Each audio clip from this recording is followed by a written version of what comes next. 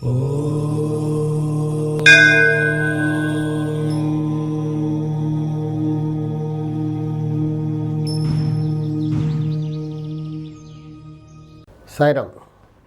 నేను మీ విశ్వకర్మ వాస్తు యూట్యూబ్ ఛానల్కి స్వాగతం. చాలామందికి ఒక డౌట్, కొందరేమో ఇల్లు కొనేస్తారు. యాక్చువల్లీ ఏంటంటే వాస్తు మనం ఎప్పుడు పాటించాలి? ఇల్లు కొనుక్కునే ముందు, లేదా ఖాళీ స్థలం కొనుక్కునే ముందు, లేదా మనం కిరాయికి వెళ్తున్నాం రెంట్కి, ముందు వాస్తుతను చూపించి బాగుందంటే వెళ్ళాలి. సరే, అంతవరకు కొందరు పాటిస్తుంటారు, అంతవరకు బాగానే ఉంది. కానీ తీరా వెళ్ళిన తర్వాత కొంతమంది అలా చూపించుకోకుండా కూడా వెళ్ళిపోతుంటారు. అంటే అందరికీ ఇప్పుడు వాస్తు పట్ల కొంచెం అవగాహన అంటూ ఉంది కాబట్టి ఫండమెంటల్ అందరికీ తెలిసి వచ్చింది. చెప్పేవాళ్ళు కూడా ఉన్నారు. ఇప్పుడు చాలామంది పౌరోహిత్యం చేసేవాళ్ళు కూడా వాస్తు చెప్తున్నారు. అంటే మెడికల్ షాప్ అతను ట్యాబ్లెట్స్ ఇచ్చినట్టుగా డాక్టర్ వేస్ట్. ఇంకా అలాగే పౌరోహిత్యం చేసేవాళ్ళు కూడా చెప్తున్నారు. అంటే పౌరోహిత్యం చేసేవాళ్ళు చెప్పకూడదని కాదు, అనుభవం ఉండాలి దేంట్లో అయినా. ఊరికే పుస్తకాలు చదివి చెప్పడం కంటే కూడా అనుభవం ఉంటే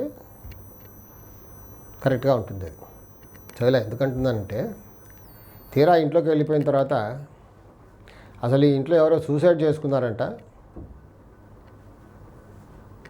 మేము తర్వాత ఆక్యుపై చేసుకున్నాక మాకు తెలిసి వచ్చింది. కొనుక్కున్న వాళ్ళు కొంతమంది ఇల్లు, కొంతమంది ఏమో రెంట్కి వెళ్ళిన వాళ్ళు ఇలా నా దగ్గరకు వచ్చి నన్ను అడుగుతూ ఉంటారు, గురువుగారు ఆ ఇంట్లో అసలు సూసైడ్ చేసుకున్నారట, ఏమో కొనేసామని. కొందరేమో మేము ఆ ఇంట్లో రెంట్కి తీసుకొని వెళ్ళిపోయాము. అసలు ఇలాంటి ఇళ్లల్లో ఉండొచ్చా?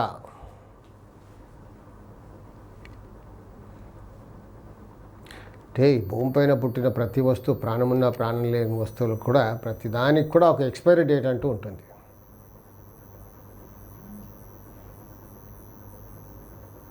ప్రతి దాంట్లో ఒక వైబ్రేషన్ అంటూ ఉంటుంది.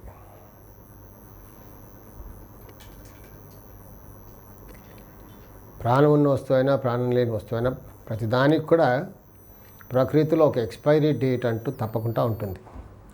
ఊరికే మెడిసిన్స్కే కాదు ఎక్స్పైరీ, ప్రతి వాటికి ఉంటుంది. ప్రతి వస్తువు కూడా ఎక్స్పైరీ డేట్ ఉంటుంది.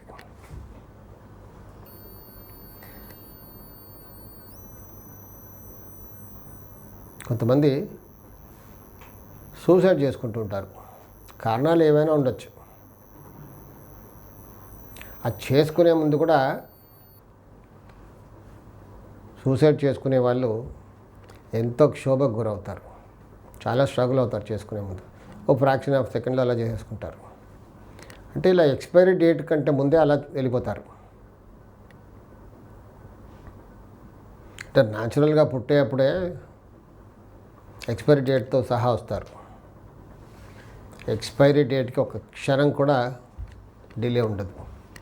ఎంతమంది డాక్టర్లు ఎన్ని మందులు ఇచ్చి ట్రీట్ చేసినా ఆ ఎక్స్పైరీ డేట్ రాగానే, ఆ క్షణం రాగానే అంతే వెళ్ళిపోతారు. ఎవరు ఆపలేరు ఇంతవరకు కూడా అది. సో ముందే ఇలా బలవన్ మరణాలు, సూసైడ్స్, ఆత్మహత్యలు అంటే మన ఎక్స్పైరీ డేట్ రాకముందే అలా సూసైడ్ చేసుకున్నారు. సో ఆత్మ ఎక్కడికి వెళ్తుంది? అక్కడే ఉంటుంది, ఆ స్థలంలోని. ఎక్కడే చేసుకున్నారో అక్కడే తిరుగుతుంది. ఎన్నాళ్ళు తిరుగుతుంది? ఎక్స్పైరీ డేట్ వచ్చేంత వరకు అక్కడే తిరుగుతుంది. ప్రతిదానికి ఒక ఎక్స్పైరీ డేట్ ఉంటుందని చెప్పాను కదా. ఆ ఎక్స్పైరీ డేట్ న్యాచురల్గా ఎక్స్పైరీ డేట్ రాసుకొని వచ్చారు కదా, ముందే ప్రోగ్రామ్ అయిపోయి వచ్చారు. ఆ ఎక్స్పైరీ డేట్ వచ్చే వరకు కూడా అక్కడే తిరుగుతుంటారు. ఆత్మ ప్రేతాత్మగా మారిపోయి తిరుగుతూ ఉంటారు. ఆత్మ, ప్రేతాత్మ, పరమాత్మ. పరమాత్మలో కలవడు. పరమాత్మలో కలవాలంటే అదొక పెద్ద తంతు.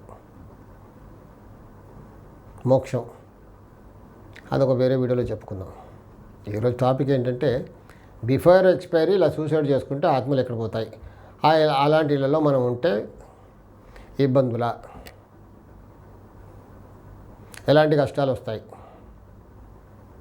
ఆ ఆత్మ అక్కడే తిరుగుతుంది ఎక్స్పైరీ డేట్ వచ్చేంతవరకు కూడా. కాబట్టి అక్కడంతా కూడా నెగిటివ్ ఎనర్జీ ఉంటుంది, మనకు కనబడదు. ఆత్మ మనం చూస్తుంది కానీ మనకు కనబడదు. కొందరికి కనబడుతుంది. మన గ్రహస్థితి కొంచెం వీక్ అయినప్పుడు కనబడుతుంది. వీక్ అయినప్పుడు ఎఫెక్ట్ అవుతుంది. సో దాంతో ఇంకా అన్ని కష్టాలు, ఆరోగ్యం చెడిపోవడం, అనుకున్న పనులు అవ్వకపోవడం, యాక్సిడెంట్ జరగడం, ఇలా ఎన్నో జరుగుతూ ఉంటాయి. ఆ నెగిటివ్ ఎనర్జీ అనేది అక్కడ ఉంటుంది. ఆ న్యాచురల్గా ఎక్స్పైరీ డేట్ వచ్చేంత వరకు కూడా అక్కడే ఉంటుంది. కాబట్టి అలాంటి ఇళ్ళల్లోకి వెళ్ళకూడదు. సరే కొనుక్కునేసాం, రెంట్కి వెళ్ళిన వాళ్ళైతే కాల్ చేసి వెళ్ళిపోతారు, బాగుంది. ఆల్రెడీ ఆ ఇల్లు కొనుక్కునేసాం, మాకు తెలీదు, తర్వాత మాకు తెలిసి వచ్చింది అక్కడ ఇలాంటిది ఉందని. మరి ఏం చేయాలి ఇప్పుడు ఇక్కడ అంటే దీనికి కూడా ఒక సొల్యూషన్ అంటూ ఉంటుంది. ఆ నెగిటివ్ ఎనర్జీ ప్రతి వస్తువులో అక్కడ ఉంటుంది ఆ ఇంట్లో. సో ఆ బిల్డింగ్ని సమూలంగా మొత్తం డిస్మాంటిల్ చేసేయాలి. అంటే ఆ వైబ్రేషన్ని డిస్కనెక్ట్ చేసేయాలి. అక్కడ చేసేసి ఆ డెబ్రీస్ అంతా కూడా తీసుకెళ్ళి ఎక్కడో పడేయాలి. అప్పుడు కానీ అది డిస్కనెక్ట్ అయిపోతుంది. మరి ఎక్స్పైరీ రాకముందు ఆ ఆత్మ ఎక్కడ పోతుంది? అక్కడే ఉంటుంది కదా. అంటే ఆ కనెక్షన్ అంటూ ఉండదు అక్కడ, ఇంకెక్కడికో వెళ్ళిపోద్ది అది. మనకున్న అక్కడ ఉన్న వాళ్ళకున్న తాలూకా వస్తువులన్నిటికి కూడా అది ఆ వైబ్రేషన్ అంటూ ఉంటుంది. కాబట్టి ఆ ఎఫెక్ట్స్ మన పైన ఉంటాయి. మొత్తం డిస్మాంటిల్ చేస్తే డిస్కనెక్ట్ అయిపోద్ది, స్కాటర్ అయిపోద్ది. అది మొత్తం సమూలంగా తీసేసి ఆ ఇల్లు మొత్తం తీసేసి